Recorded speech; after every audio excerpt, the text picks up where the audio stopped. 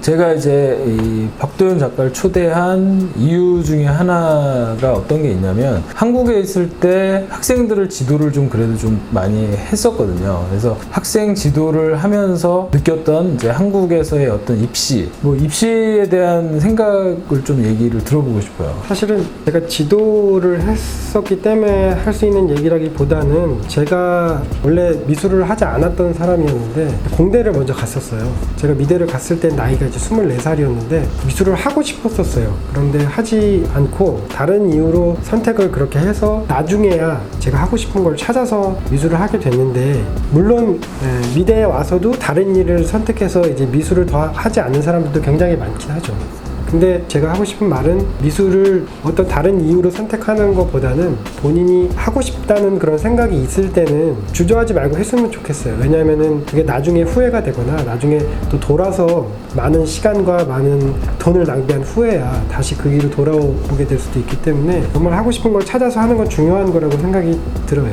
미술을 선택한 거에 대한 후회는 별로 없는 거죠? 네. 쉽지는 않습니다. 근데 사실 그거는 어느 분야나 마찬가지라고 생각이 들어요. 어느 분야든 자기가 어떻게 하느냐에 따라서 다른 결과를 낼 수 있기 때문에 여러분들이 정말로 미술을 사랑하고 좋아한다면 이겨낼 수 있을 거라고 저는 생각이 듭니다. 어려운 부분이 있다 하더라도.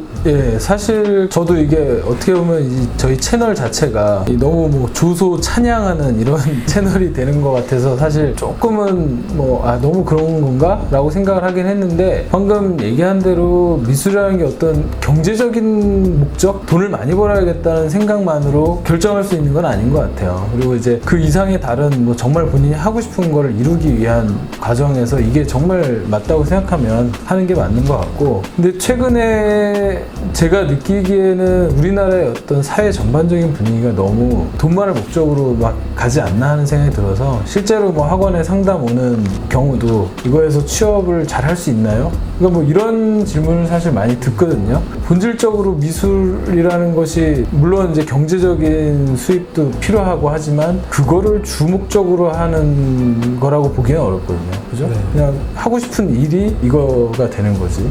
그래서 좋은 얘기를 해주신 것 같고, 근데 그 중에서도 처음 아까 이제 공대를 다니다가 미술을 했다고 했는데 특히 조소를 선택한 계기가 있을까요? 그거는 제가 할 얘기가 좀 있는데요. 네. 저는 미술에 대해서 전혀 몰랐어요. 그냥 하고 싶다라는 마음만 있었고 연습장에 그림 그리는 거 좋아하고 그냥 그런 사람이었기 때문에 제가 미술을 하겠다고 마음을 먹고 제가 했던 일은 그냥 학원에 바로 찾아간 일이었어요. 그래서 그냥 무슨 분야가 있는지도 모르고 그랬기 때문에 그냥 서양화 회화를 배우는 학원에 갔는데 어느 정도였냐면 이제 선생님께서 저기는 이젤을 가지고 오라고 했는데 이젤이 뭔지 몰라서 다시 물어봤던 기억이 나는데 9월인가 10월쯤이었었어요. 입시가 얼마 남지 않은 상황이었기 때문에, 그리고 나서 떨어졌죠. 한 3, 4개월 하고 붙는 경우는 아예 없는 건 아니지만 막 신화처럼 이제 얘기를 하잖아요. 거의 없죠. 떨어지고 나서 이제 군대를 가려고 했었는데 그 짧은 기간 동안 회화를 하는 동안에 조소라는 게 있다는 걸 알게 됐어요. 주변에서 얘기하는 걸 듣고, 근데 색깔을 다루는 게 좋아서 미술을 시작했다기보다는 연습장에 그냥 연필로 그림 그리는 게 좋았는데 저한테는 그 형태를 다루는 게 중요하고 재밌었던 것 같아요. 그래서 다시 미술을 하게 된다면 조소를 하는 게 나한테 맞겠다라는 생각이 들었고, 그리고 결과적으로는 그게 맞았던 것 같아요. 조소를 하고 나서 짧은 기간이었지만 어쨌든 실력이 잘 성장할 수가 있었고, 그래서 대학에 들어갈 수가 있었습니다. 들으면서 이게 참 문제다 생각이 드는 게, 제가 지금 이 채널을 하는 목적이랑도 맞는데 조소를 너무 몰라요. 그래서 심지어 지금 서양화 학원을 다니면서 조소를 알게 됐다고, 사실 그런 경로로 이 조소라는 전공을 알게 되는 케이스가 사실 많기 때문에, 저는 그래서 이 채널을 운영을 하면서 좀 많은 사람들이 조소가 이런 거다라는 걸 알면 좋겠다는 생각을 하고 있고, 되게 중요한 얘기였는데 형태에 관심을 갖고 있어서 조소를 선택했다고 했는데 어땠던 것 같아요? 그림을 그리다가 조소로 바꿔서 실기를 딱 했을 때. 일단 제가 수채화를 다루면서 겪었던 어려움이, 수채화를 그릴 때는 예를 들면 소화전 많이 그리거든요. 소화전을 그린다고 하면 제 눈앞에 소화기 그쵸, 소화기. 제 눈앞에 있는 건 빨간 소화기인데 그거를 표현하기 위해서 초록색도 바르고 노란색도 바르고 보라색도 바르고 그래요. 물론 빨간색을 주로 바르지만 그렇게 해야지 굉장히 색이 풍부해 보이고 더 입체감이 나고 그러거든요. 제가 봐도 그래요. 근데 저는 아무리 봐도 거기에 빨간색밖에 보이지 않았기 때문에 그 빨간색을 계속 칠했어요. 그래서 거기에 명암을 바꿀 수 있는 어두운 색을 섞어가면서 이제 그림을 그렸기 때문에 분위기는 되게 우중충하고 우울한 어떤 느낌이 잘 나서 좋았는데 입시하기에는 적당하지 않았던 것 같아요. 이게 이제 저는 해결되지 않는 문제였는데 이제 색에 전혀 신경 쓰지 않고 형태에만 집중할 수 있는 상황에 놓이니까 굉장히 편안하고 재밌고 오히려 더 집중도가 올라갔던 것 같아요. 저는 뭐 처음부터 조소를 했지만 색이 너무 자신이 없어서 수채화도 뭐 몇 번 안 그려봤지만 일단은 그 개념이 잘 안 들어오더라고요. 애초에 그냥 형태에만 좀 관심을 갖고 했었는데 그런 분들 많이 있을 거예요. 이제 다른 전공을 하더라도 색감이나 이런 부분에서 좀 자신이 없거나 나는 좀 더 형태에 더 관심이 있다. 그랬을 때는 사실 조소가 제일 잘 맞는 전공이라고 할 수 있죠. 네. 그래서 입시를 뒤늦게 해서 조소과 대학을 들어갔고 조소를 전공을 해서 우리가 배웠던 그걸 그대로 하지는 않잖아요. 네. 네, 그 어떤 연관성이 있고 어떤 도움을 받은 것 같아요? 사실은 제가 대학교 다녔던 때랑 지금의 커리큘럼이랑 또 굉장히 많이 바뀌었고 많이 달랐죠. 네네. 어쨌든 제가 들어갔을 때는 재료 중심으로 했었어요. 나무면 나무, 금속이면 금속, 돌이면 돌 이렇게 해서 했었었는데 그렇게 하면서 어쨌든 공간감이랑 입체에 대한 어떤 연습을 많이 할 수 있었던 것 같고요. 저는 그러면서 이제 또 제가 미술을 시작할 때 이미 머릿속에 미술이라는 거는 개념이 있고 개념을 표현한 형태가 있는 거다라는 생각을 가지고 시작했거든요.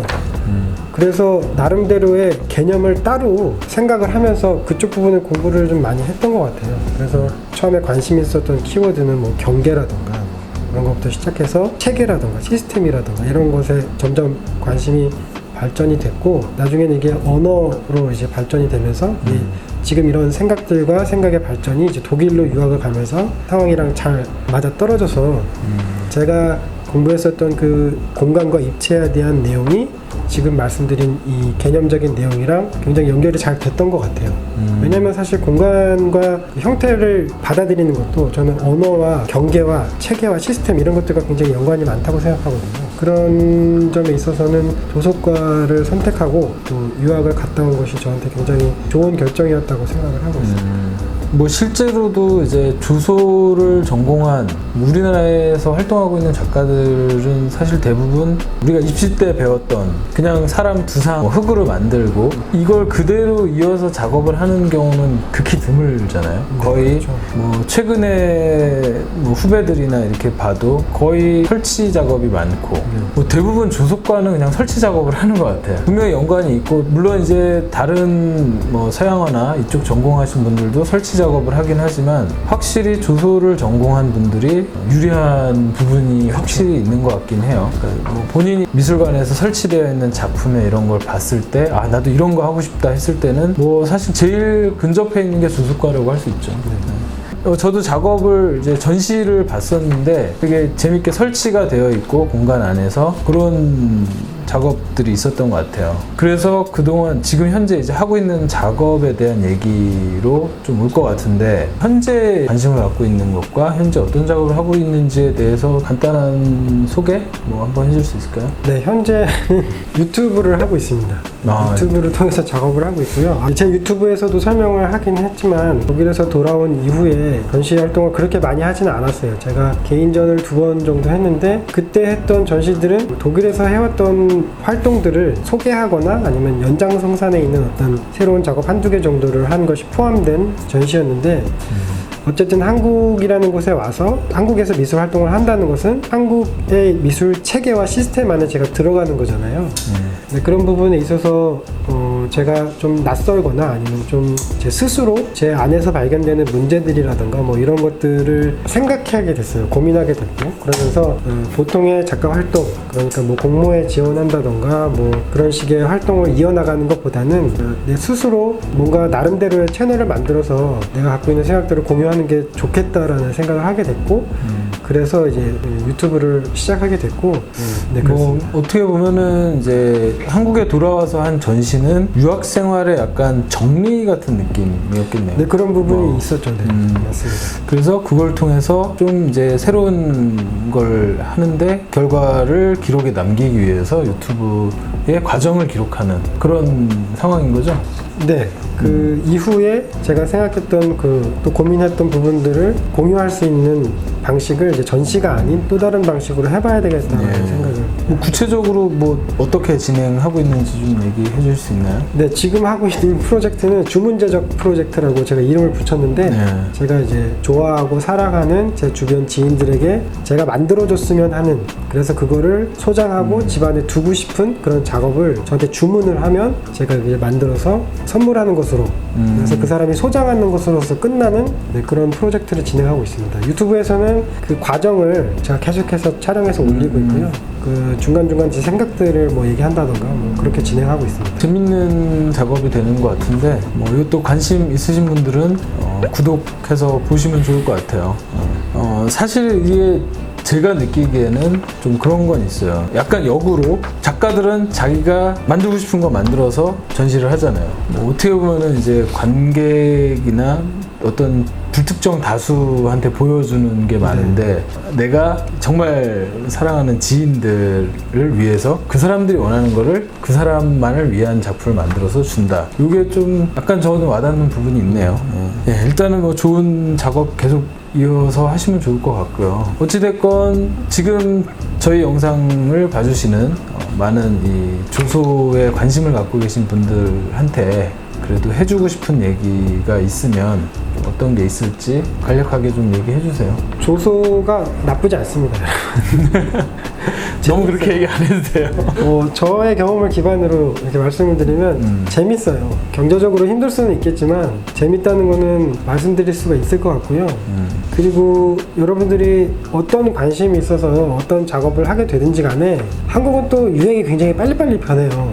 미술계도 마찬가지인데 내가 관심이 있는 게 남들이 어떻게 볼까 생각하는 것보다는 내가 관심 있는 거를 내가 정말 재밌게 해야 되겠다라는 생각으로 꾸준히 열심히 집중해서 하다 보면 결국에는 그걸 인정해주는 사람들이 있을 거라고 저는 생각이 들고요. 방금 이제 유행이 빨리빨리 돈다고 했었는데 그것이 맞는 시기가 언제 또 올지 모르죠. 그런 생각으로 힘들더라도 자기가 하고 싶고 또 좋아하는 것들을 붙잡고 일을 계속 하시면 좋은 결과가 있지 않을까.